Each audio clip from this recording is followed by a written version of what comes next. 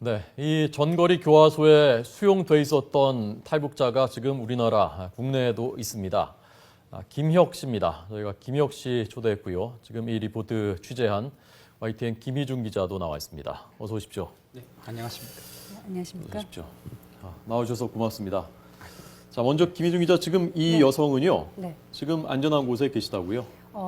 이 수용소에 있다가 최근 재탈북에 성공을 했고요. 네. 그리고 이제 제3국에 안전하게 머무르고 있습니다. 이 인터뷰는 지난달 말에 모처에서 이루어진 것입니다. 예. 이분은 어떻게 해서 사면을 그 수용소에 있다가 사면을 받은 건가요? 이분의 얘기로는 이 교화소에서 이제 많은 형을 받는 이유가 네. 탈북을 하면서 특히 한국행을 원했다. 또 뭐 한국 텔레비전을 보면서 한국 드라마나 영화를 봤다. 이런 부분들이 밝혀지면 더 많은 형을 받는다고 해요. 그렇군요. 그래서 본인이 진술을 할 때 저는 텔레비전 이런 거 전혀 못 봤습니다. 한국 드라마 이런 거 모릅니다. 그리고 저 한국 가려고 했던 거 아닙니다. 그냥 중국 이런 가려고 식의 했던 겁니다. 정도의 이제 진술을 해서 원래 5년형을 받았지만 이게 예. 2년 반으로 줄어들었다고 하네요. 네. 그래서 2년만 동안 있다가 네. 탈출했. 그렇습니다. 정확한 말씀 드리기 힘들지만 아무튼 네. 2012년 정도까지 있다가 예. 최근에 재탈북에 성공을 했다고 합니다. 네. 자, 김혁 씨는 이 전거리 교화소에 왜 들어가셨고 얼마나 계셨던 겁니까? 제가 전거리 교화소에는 이제 99년 11월에 가서 그다음에 이제 2000년 7월 6일 날에 퇴소를 했습니다. 약 8개월간 감옥 이제 전거리 교화소에서 생활을 했었고요. 8개월 동안요. 네. 그리고 이제 그 이전에 중국을 이제 식량을 가지러 왔다 갔다 하는 과정에서 이제 예. 제가 이제 그 사실이 알려지면서 이제 네. 잡히게 된 거죠. 아. 그게 이제 98년 10월 11월 초 음. 정도로 예상이 됩니다. 예. 그때부터 이제 시작해서 감옥에 계속해서 조사를 받으면서 지속적으로 감옥 생활을 했었고요. 네. 99년 이제 9월에 제가 재판을 받았는데 그때 당시엔 3년형을 받았습니다. 근데 이제 그 범죄자 이제 형기 이제 내용의 조항에 보게 되면은 감옥 생활을 시작한 날부터 이제 형을 시작한다라고 돼 있어서 제가 실제로 전거리 교화소에 갔을 때 남아 있는 형은 약 한 2년 정도 좀 안 된, 2년 정도밖에 안 남아 있었던 거죠. 예. 3년형 중에서. 네. 그리고 이제 교도소에서 8개월을 채웠으니까 1년 8개월을 산 겁니다, 전체. 그리고 이제 1년 8개월 이후에 뭐가 나왔냐면 그때 당시 이제 당창건 50주년 뭐 이래가지고 아까 얘기하셨던 것처럼 이제 대사령이라는 게 있습니다. 예. 대한민국의 그 광복절 특사 같은 건데요. 네. 국가적인 명절을 계기로 해서 감형을 시켜주는 그런 제도인데 거기에 이제 해당이 돼서 예. 나머지 1년 2개월을 이제 감형을 받은 거죠. 1년 4개월을. 네.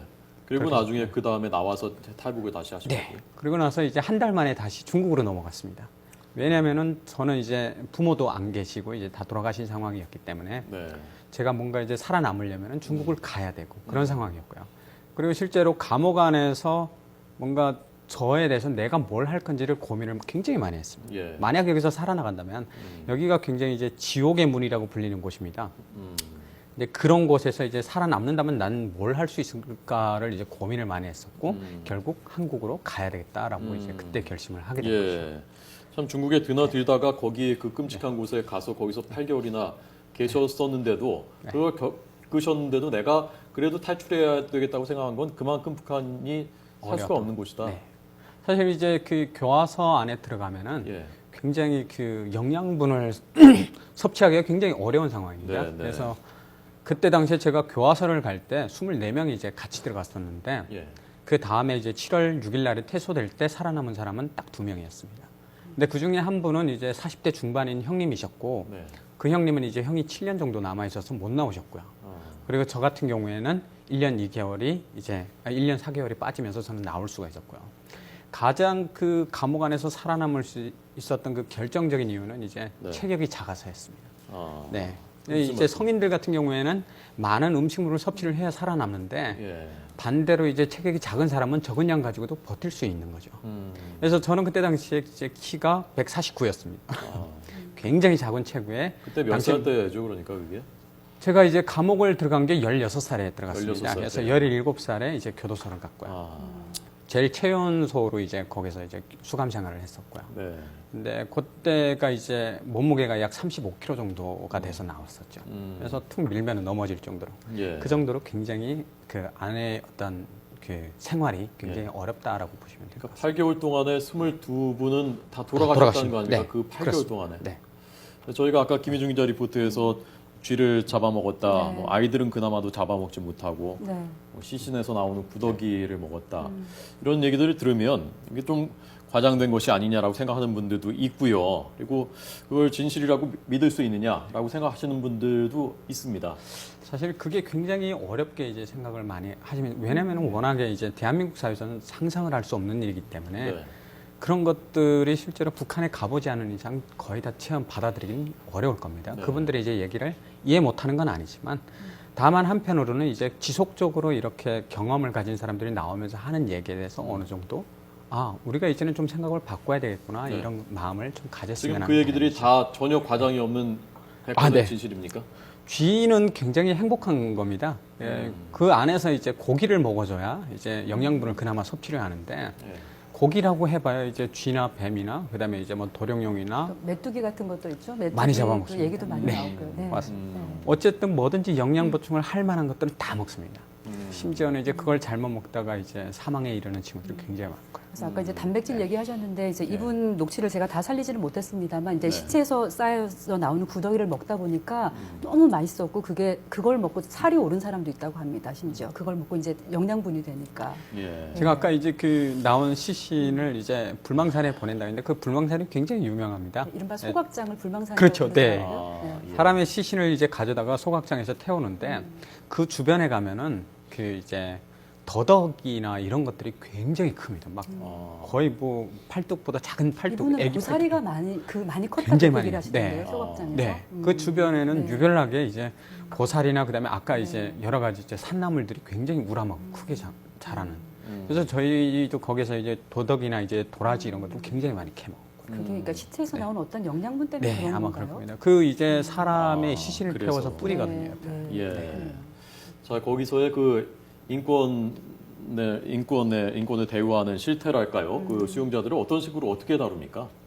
사실 기본적으로는 이제 아침에 6시에 기상이고요. 예. 그래서 이제 7시에 밥 먹고 그다음에 7시 반까지 일하러 나갑니다.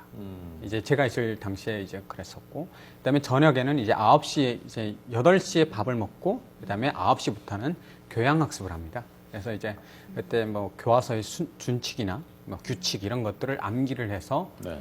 교도관한테 발표를 해야 되고요. 만약 거기서 한 글자라도 틀리면은 네. 그 교화반은 통과될 때까지 잠을 못 자고. 예. 네, 그리고 이제 평균 이제 잠잘 수 있는 시간이 10시. 그래서 11시 정도면 이제 지침이 나오고요. 그때까지 뭐 하는 거죠? 계속 학습합니다. 계속 네. 학습만. 네, 노동 같은 건 안 하고. 노동은 이제 아침에 7시 반에 이제 밥 먹고 나간다고 그랬잖아요. 네. 8시에 나가서 외부에 나가서 일을 시작합니다. 예. 각 반마다 이제 대부분 교화서는 이제 자업자득이 할 수 있게끔 구조적으로 만들어져 있습니다. 예. 그래서 교화반에는 이제 여러 가지가 있는데요. 농사를 짓는 반, 그다음에 이제 철을 생산하는 곳도 있고요. 재련소 같은 비슷한 게 있고요. 그다음에 나무를 다루는 곳, 그다음에 이제 뭐 목공 하는 반도 있고요. 저 같은 경우에는 이제 상하차반이라고 해서 상차와 하차를 하는 전문으로 하는 교화반이었어요. 상차 하차가 뭐죠? 물건을 싣고 내리고 하는. 싣고 네. 내리는 거예요. 그래서 이제 그 정거리 이제 역에 가서 나가서 거기서 기차에서 들어온 물건을 내리고 그다음에 또 싣고 이 작업을 굉장히 많이 했었어요. 이제 이렇게 못 먹고 힘들다 보니까 막 몸이 많이 아프지 않습니까? 열병에도 예. 걸리고 결핵에도 걸리는데 그래도 계속 때리면서 나가 뭐 죄송합니다만 뭐 이갔나 뭐 이런 얘기를 네. 하면서 이제 한다고 그러더라고요. 그래서 다리가 이만큼 붓도록 힘든데도 일을 안 할 수가 없는 상황이었다라고 얘기를 하더라고요. 뭐 구타나 욕설 같은 게 아주 일상화돼 있습니까? 그건 뭐 가장 기본적인 겁니다. 네. 생활 어찌 보면은 때리는 것도 그렇고 욕도 그렇고 생활의 일부분이고요. 교화소 생활에. 이제 가장 참기 힘든 거는 맞는 것도 맞는 거고요. 일을 할 때 몸이 안 따라주는데 그게 이제 일을 할 수가 없는 상황일 때 가장 괴로운 거거든요. 예. 그래서 교화소에는 그때 당시 제가 생활을 할 때는 이런 얘기가 있습니다. 이제 부모님이 그리워서 우는 게 아니라 나무가 끌리지 않아서 운다. 이 얘기는 무슨 얘기냐면 이제 교화반 사람들이 본소 사람들이 뒤에 가서 나무를 하게 됩니다. 예. 통나무를 하게 되는데 굉장히 육중한 나무를 영양실조가 걸린 사람들이 끌려면 굉장히 어렵습니다.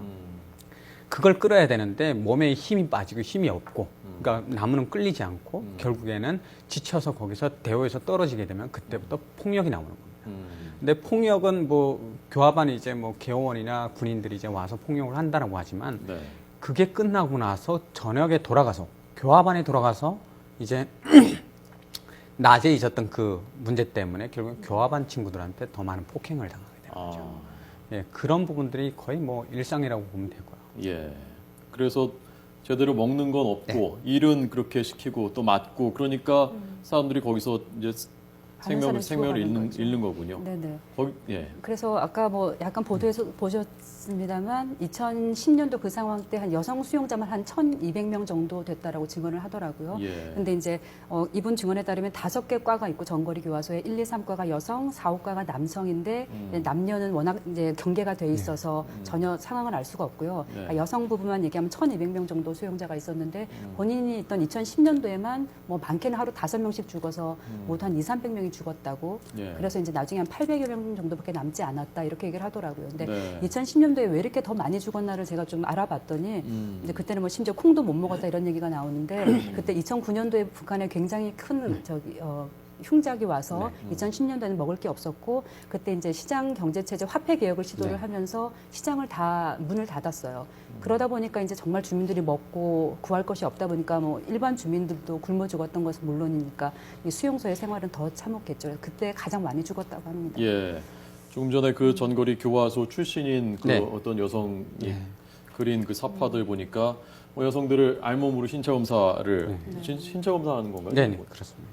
폭행을 지금 이제 검사를 하고 예. 그리고 폭행하는 장면인 것 같습니다. 네. 저런 일들도 일상적으로 벌어집니까?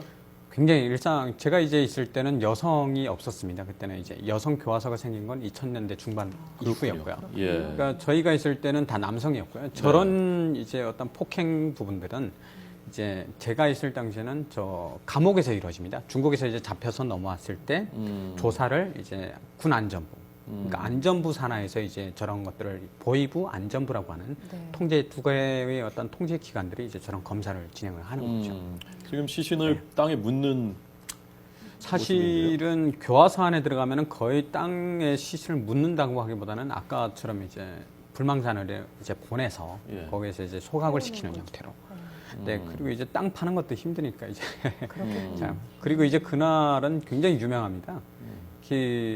저희가 이제 그런 얘기를 하잖아요. 대한민국 우리 뭐 남북한 통틀어서 따치가 오면은 좋은 소식이다. 네, 그런 얘기 굉장히 많이 하시잖아요. 어르신들도 그렇고. 일본에 가면 까마귀가 이제 행운을 가져다 주는 뭔가 이제 새로 이제 등장했는데 교화소에 가면은 까마귀는요, 그걸 소각을 하는 걸 알려주는 역할을 합니다. 까마귀가 많이 돌기 시작하면은 오늘 소각하는구나 시신을. 심통합니다. 그래서 이제 그때 되면은 까마귀가 거의 하늘을 굉장히 많이 날아다니고 이제 뒤덮고 또 냄새가 그 교합 안에 골짜기 안에 들어가 있거든요. 그 골짜기를 완전히 뒤덮을 정도로 굉장히 고약합니다. 그런 경우들이 많았고요. 네. 우리가 상상하지 못하는, 상상할 수도 없는 그런 일들, 또 거기서 벌어지는 일들 어떤 것들이 있습니까? 사실 뭐 총살 같은 경우에는 뭐 너무 일상적인 거고요. 그리고 도주 시도 같은 것들이 굉장히 많이 일어납니다. 거기 철조망, 전기 철조망 고압선이 있다면서요? 고압선은 본소 안에 있습니다. 그리고 이제 외곽 지역에는 이제 이과, 오과 같은 경우에는 그쪽에 올라가면 이제 철선은 있지만 거기를 이제 벗어나면은 그런 게 거의 이제 가장 기본적으로 전기가 이제 들어와야 되는데 그게 전력 사정이 워낙 어려우니까 그때 당시에는 이게 전력이 거의 본소나 이제 핵심적으로 기숙사가 있는 데만 이제 켜졌고 그 밖에는 거의 없었던 걸로 제가 기억하고요. 근데 이제 뭐 참혹하다라고 하면 참혹할 수 있는 건데 이제 처음에는 예전에 그 배고프니까 사람이란 게 배고프지 않습니까? 배고프니까 이제 언감자를 이제 주워 먹거나 구워 먹거나 이러면은 그걸 이제 먹을 때도 결국에 들키면은 이게 폭행의 어떤 이유가 되거든요. 그리고 이제 제가 지나가다가 담배꽁초를 하나 주었다. 이거는 정치범으로 다루기 시작합니다. 담배꽁초를요? 네. 왜요? 담배 폈다는 이유로? 담배를 그 안에서는 담배를 금지합니다. 네. 그래서 이제 담배꽁초를 주는다라는 거는 범칙 중에 거의 최고에 가깝게 이제 취급을 하기 때문에 그때는 이제 교화소 안에는 보위과라는 게 있습니다. 네, 보위부라는 게 저희가 이제 통제 기관이 2개가 있는데 보위부와 이제 안전부라고 구분을 하는데 근데 여기는 안전부 소관인데도 불구하고 여기는 보위과가 있습니다. 그래서 그 보위과에서 정치적인 문제나 이런 교합안 내에서 잘못한 부분들을 놓고 가면 이제 더 형을 추가할 건지 아니면은 사형을 할 건지 이런 것들을 결정을 합니다. 아까 담배꽁초를 주어서 뭐 정치범으로 판정이 됐다. 그럼 어떻게 됩니까? 사형되거나 아니면 다시 이송을 하는 걸로 알고 있습니다. 어디로 이송을 합니까? 이제 외부에 이제 이게 얘가 이제 들어왔는데 정신이 이상하다. 그러니까 예. 정신적으로 뭔가 이상하다라고 하기보다는 문제가 있다. 그게 정치적으로 문제를 다루기 시작하는 겁니다. 교화받으러 들어와서 또 범죄를 해? 그러면은 보이과에서 이제 정치적으로 접근을 해서 얘를 다시 조사를 하고, 그게 이제 뭐 적당히 안전부에서 다룰 수 있는 거다라고 하면은 도에 다시 내보내서 재판을 다시 받아가지고 들어옵니다. 예. 재판을 다시 받을 때는 형기가 굉장히 많이 늘거나 아니면은 사형 대상입니다. 네, 저는 좀 어린이들 얘기를 좀 하고 싶은데요. 아이들도 있습니까 여기에? 네, 아이들도 있다라고 증언을 했거든요. 그러니까 여기 온 아이들은 대부분 뭐 보호자가 없고 또 뭐 이른바 꽃제비 출신들 탈북고아들 출신도 많지 않습니까? 네. 그러니까 아까 뭐 먹는 것도 당장 본인들이 챙겨 먹을 수가 없어서 뭐 생쥐도 본인들이 잡지를 못하니까 어른들이 먹다 버린 뭐 쥐의 껍질과 머리, 뭐 내장들을 먹는다 이런 얘기도 있었는데, 예. 그러니까 그 수용 시설이 워낙 좁다 보니까 이 어른 수용자들이 이 어린이들을 학대를 한다고 합니다. 그래서 아이들이 이제 노동을 하고 들어오면 그 뭐 화장실 한 켠 작은 화장실에 몰아놓고는 문을 잠근다고 하네요. 그래서 이 화장실 문 작은 문을 통해서 먹을 걸 조금 준 다음에 밤새 거기서 지내게 하고, 또 다시 아침이 되면 아까 말씀하신 6시쯤 뭐 일어나면 그때 다시 이제 문을 열어주고 또 노동을 하러 나가게 하고. 그러니까 아이들이 쉴 공간은 그 화장실이라고 증언을 했습니다. 근데 그때 상황이랑 조금 다를 수도 있는데요. 예. 정말 참혹하기 그지없죠.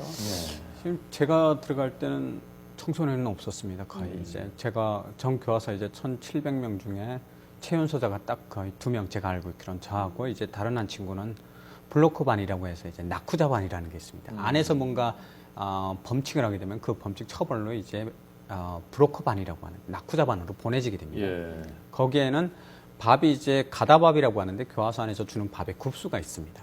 굽수에 따라서 그 양이 현저하게 차이가 나는데요. 일반적으로 받는 이제 굽수보다도 훨씬 낮은 굽수의 밥을 거기서는 먹게 되기 때문에 거의 한 주먹으로 따지면 한 반 주먹 정도밖에 안 되는. 뭐 옥수수인가요? 그게 이제 대부분 쭉정이 옥수수나 이런 것들을 모아가지고, 혹은 이제 옥수수 껍데기 있지 않습니까? 저희가 이제 예. 옥수수를 씹으면은 플라스틱 같은 얇은 막이 예, 있습니다. 예, 예. 옥수수 막이. 예. 그것들까지 다 혼합해서 갈아서 거기에 두부콩을 넣어줍니다. 어.